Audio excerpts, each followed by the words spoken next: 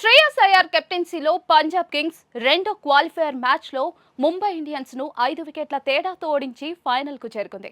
మొదట బ్యాటింగ్ చేసిన ముంబై జట్టు నిర్ణీత 20 ఓవర్లలో 6 వికెట్లు కోల్పోయి 203 పరుగులు చేసింది. శ్రేయస్ అయ్యర్ కెప్టెన్స్ ఇన్నింగ్స్ ఆడటంతో పంజాబ్ కింగ్స్ ముంబై జట్టును చిత్తు చేసింది.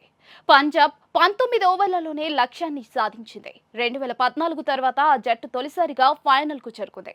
శ్రేయస్ అయ్యర్ కెప్టెన్ గా కూడా చరిత్ర సృష్టించాడు. క్వాలిఫైయర్ 2లో 87 పరుగులు చేసి మ్యాచ్ విన్నింగ్ ఇన్నింగ్స్ ఆడాడు. ఈ ఇన్నింగ్స్ లో శ్రేయస్ 41 బంతుల్లో 8 సిక్సర్లు 5 ఫోర్లు బాదాడు. ఈ అద్భుతమైన ఇన్నింగ్స్ కు ప్లేయర్ ఆఫ్ ది మ్యాచ్ గా ఎంపికయ్యాడు. ఐపీఎల్ చరిత్రలో తన కెప్టెన్సీలో 3 జట్లను ఫైనల్స్ కు నడిపించిన తొలి కెప్టెన్ గా నిలిచాడు. అహ్మదాబాద్ లోని నరేంద్ర మోడీ స్టేడియంలో జరిగిన ఐపీఎల్ 2025 క్వాలిఫైయర్ 2లో పంజాబ్ కింగ్స్ ముంబై ఇండియన్స్ రెండూ కూడా స్లో ఓవర్ రేట్ ను కొనసాగించాయి. ఈ క్రమంలో ఇరు జట్ల కెప్టెన్లు ఆటగాళ్లకు జరిమానా విధించబడింది. పంజాబ్ కింగ్స్ కెప్టెన్ శ్రేయస్ అయ్యర్ కు స్లో ఓవర్ రేట్ ను కొనసాగించినందుకు గాను 24 లక్షల జరిమానా విధించబడింది. ఈ నియమాన్ని పంజాబ్ కింగ్స్ జట్టు ఉల్లంఘించడం ఇది రెండోసారి.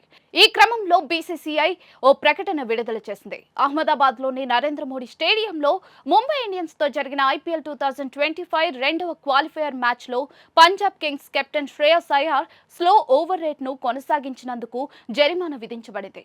ఐపీఎల్ ప్రవర్తన నియమావళి ప్రకారం స్లో ఓవర్ రేట్ నేరాలకు సంబంధించి అతని జట్టు ఈ సీజన్ లో ఇది రెండవ నేరం కావడంతో శ్రేయస్ అయ్యర్ కు 24 లక్షల జరిమానా విధించబడింది. ఇంపాక్ట్ ప్లేయర్ తో సహా మిగిలిన ప్లేయింగ్ 11 సభ్యులకు వ్యక్తిగతంగా 6 లక్షలు లేదా వారి మ్యాచ్ ఫీజులో 25% ఏది తక్కువైతే అది జరిమానా విధించబడింది అని బీసీసీఐ ఓ ప్రకటనలో పేర్కొంది. ముంబై ఇండియన్స్ కెప్టెన్ హార్దిక్ పాండ్యా కూడా స్లో ఓవర్ రేట్ కొనసాగించిన తర్వాత అతనికి కూడా జరిమానా విధించబడిందని బీసీసీఐ ప్రకటనలో పేర్కొంది.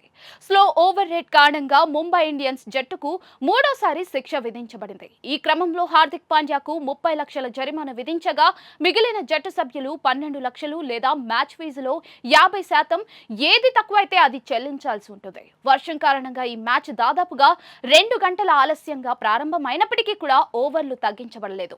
పంజాబ్ కింగ్స్ ఫైనల్లో ఆర్సీబీని ఎదుర్కొనుంది. ఈ టైటిల్ పోరు జూన్ 3న అహ్మదాబాద్ లోని నరేంద్ర మోడీ క్రికెట్ స్టేడియంలో జరగనుంది.